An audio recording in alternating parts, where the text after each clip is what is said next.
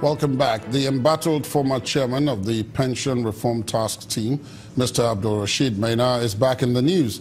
And this time, he is ready to stir up more controversy as he's asking the federal government to pay him 5% of the 1.6 trillion naira pension fund he and his team recovered for government.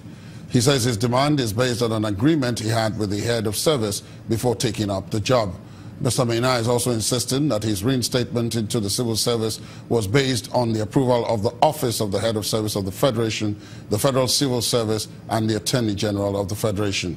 Mr. Maina was speaking in an exclusive interview obtained by Channels Television. Maina is a deputy director whom the Minister of Justice of this country, who is the chief law officer, said the DSS had cleared me of any wrongdoing. The National Security Advisor had cleared me of wrongdoing.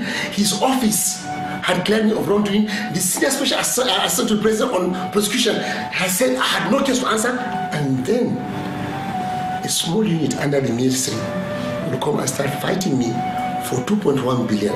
Now, let's take for 2.1 billion. I want the government to pay me number one, to pay me this 5% they said, because this 1.3 trillion I gave the government while I was not in office. So pay me the 5% for this 1.3 trillion, I remove the 2.1 billion and give me the balance. Are we trying to divide? Are we really trying to fight corruption in Nigeria? Or are we trying to lie to Mr. President? Listen to me, Mr. President will have achieved more than he has achieved because people are lying to Mr. President. This is why they hate Maina. They hate, you hate me. I know why you hate me. You hate me because I am somebody who is bold. I will say the truth and I know how to fetch the money. I offered to be a star witness to get conviction because I have the documents to show to get conviction. They don't want me to come and do it. You know why? Because they know if I get there, these people will be convicted. You know why? Because they have collected money from these guys. You know why? Because they took their houses and gave to their brothers, their nephews, and stuff, and sold some to some people and everything. Now they will never want to see Maina. Former chairman of the Pension Reform Task Force, Abdul Rashid Maina. Leaders of the People's Democratic Party are optimistic that they will have a hitch-free national convention this weekend in Abuja. The convention committee members said this when they visited former military president Ibrahim Babangida at his Maina residence in Niger State. General Babangida commended the recent developments in the party, saying that lessons have been learned in the recent upheavals bedeviling the party.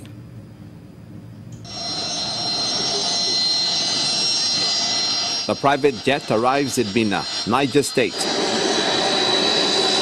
Its passengers, the People's Democratic Party Convention Planning Committee members, including the Governor of Delta State, Dr. Ifeanyi Okowa, and the PDP Caretaker Committee Chairman, Ahmed Makarfi.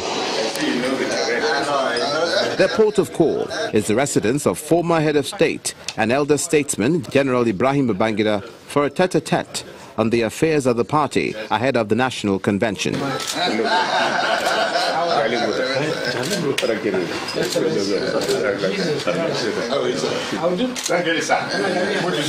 General Ibrahim Babangida speaks on some of the goings-on in the PDP. The PDP is doing the right thing. The ability of any party is to be able to go through the problems of party formation. To be able to go through it, there should be ups and downs and come together again and learn a lesson from what has happened and move forward. And I think the PDP is doing that very well, and I must commend them. He also reacts to the return of the former Vice President of Nigeria, Atiku Abubakar, to the fold of the party. He is a Nigerian. He is allowed to go to any party he wishes to. And our constitution allows it, so it's not new to leap from one party to the other. After the visit, some members of the committee gave an insight into the party's preparations and expectations from the National Convention. We are going to have a credible convention that is acceptable.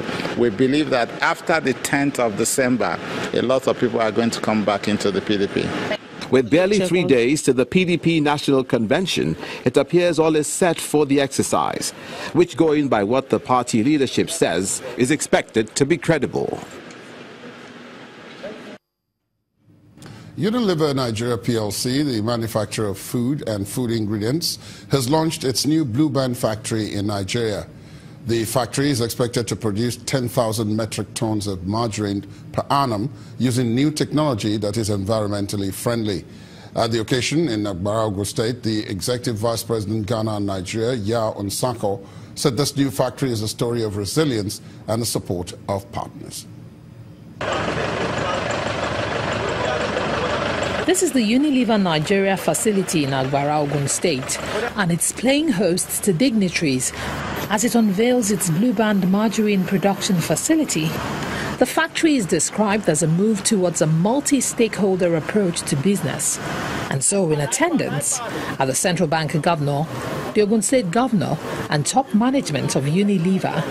So we believe passionately that the growth journey is one that is embarked on with all your partners, and you should make sure that A, you share a common vision, but also you share a common desire to persevere together in order to be able to improve the model. This factory, which we are gathered to commission, started production in September 2017. You need to get that plant back so as to create jobs here, and people can consume your margarine here. And he said, okay, it will take about 12 to 18 months. That's okay, yeah. 12 to 18 months is the deal. We'll give you some forex or some allocation for you to be able to import your Blue Band margarine. And for me, I feel happy that he kept to his words. Governor Ibikunle Amosu is proud to be a part of this. Let me particularly say that the setting up of this factory in Ogun State, which has now become the industrial capital of Nigeria, is highly commendable, and it is a testament of Unilever's belief in what we are doing as an administration. Then the honor of cutting the tape. This factory is part of Unilever's sustainable living plan as it consumes less energy and is expected to churn out 10,000 metric tons of margarine per annum. By investing in this, the fast blend technology way of making margarine, which is very efficient and environmentally friendly, it means our costs and our processes are efficient. So we're able to offer products that are not just of good quality but also affordable. Unilever is optimistic that its fast blending mill technology will help fulfill its mandate to provide vitamins that deliver important essential fats to the body required for growth and development. Time for the business news of the day. Here is Anne Nwanwudu.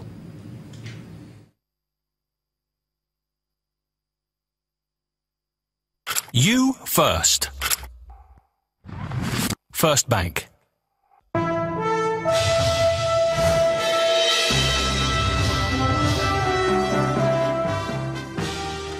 Thanks a lot, Ladi, and welcome to Business News. Nigeria's foreign exchange reserves has jumped to $38.2 million from $10 billion it was last recorded in October 2016. Well, that signals the country's return as international investment destination. The figure, which is more than a three-year record high, compared with the estimated $40 billion achieved around January 2014, before the reserve started declining due to the fall in crude oil prices. The governor of the central bank, Mr. Godwin Emefiele, says that there are no less than $10 billion foreign direct investments inflow into the country since April this year. The new policy of the Ministry of Finance on the palletization of goods through ports will ramp up revenue, ease ports congestion, cargo assessment, and improve the ease of doing business, among other things. And that's according to a faculty member of the Lagos Business School, Dr. Frank Ojadi. He said this on Business Morning today. It is the responsibility of the fellow who needs those goods, who've ordered those goods, that will tell you exactly how he wants you to pack it in the container, which is why you must issue a shipping instruction as to how you want the things packed in the container. Now, when a shipping line gives you a container to load your imports or your cargo, it gives it to you, say, for a fee, maybe $1,700 from US to Nigeria. How you pack it and all that is really your responsibility. So the argument that it will raise the cost of importation, that things you put in a container may not enter because the pallet will occupy some space, It's not really tenable in the sense that you need to really find what I will call a creative way to package, load the containers, package them properly, and then stuff them in. What you gain by doing that is simply that you will be able to get your things out very quickly and easily. The Nigeria Debt Management Office says it plans to raise 100 million naira through the sale of sovereign bonds with maturities of 5 and 10 years on December the 13th. The Debt Office says it will raise 50 billion naira in each of the maturities using the Dutch auction system. The bonds are reopening of previous issues, and the result of the auction is expected to be released on December the 15th. The Nigerian stock market has recorded another significant milestone at the close of trading today as the all-share index, the midweek edition of the ASI, soared to 1.51%. The market's positive sentiment was driven by more bargain across all sectors except for the oil and gas sector, which closed unchanged. Let's see the figures.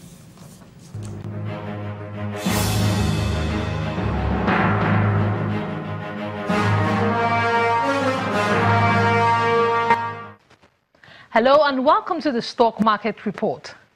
Nigeria's stock market records yet another significant milestone at the close of the midweek trading session as the all-share index soared by 1.51% to 39,075.30.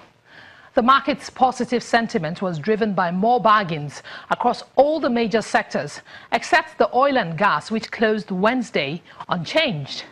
Traders and analysts also attribute the market's continued rally to optimism by foreign investors of strong fundamentals and expectations of better earnings, which is set to hit the NSE in a few days' time.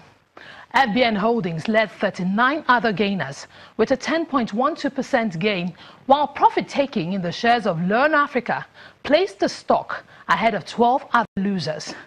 For a second session, Custodian is the highest contributor to the total of 703.67 million shares traded in 6,125 transactions. And that's it on the Stock Market Report. I'm Maina Amawe.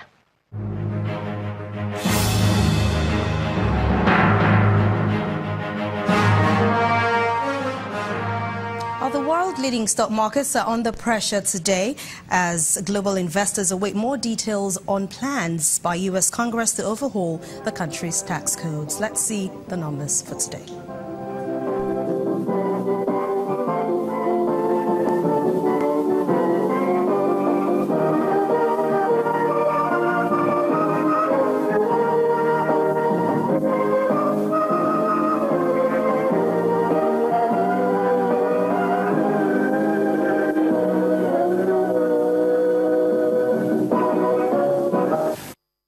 Thank you for watching Business News Tonight. It's back to you, Ladi.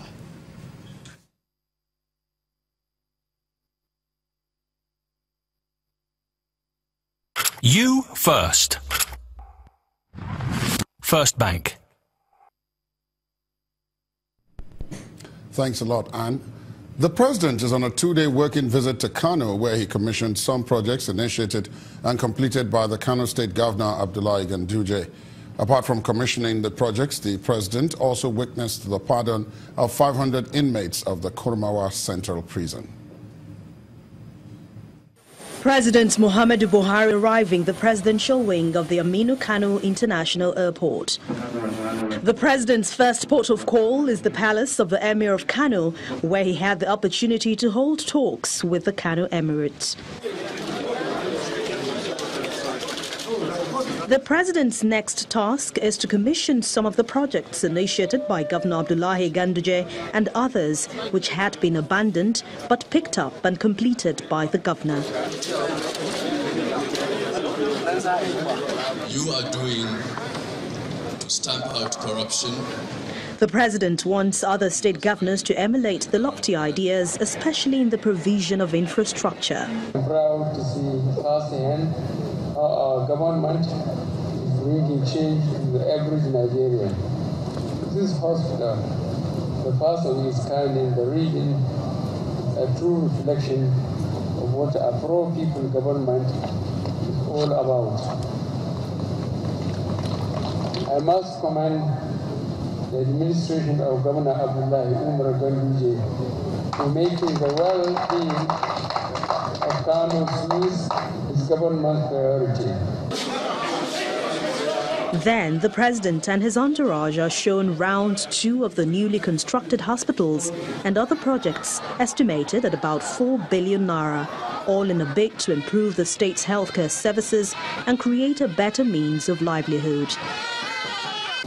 This hospital is central to the improvement of the health care of our people, especially the teeming less privileged. The completion of this facility is a fulfillment of our electioneering promises to finish inherited projects initiated by previous administrations in Kano State. The contract for the execution of this world-class hospital was awarded 10 years ago.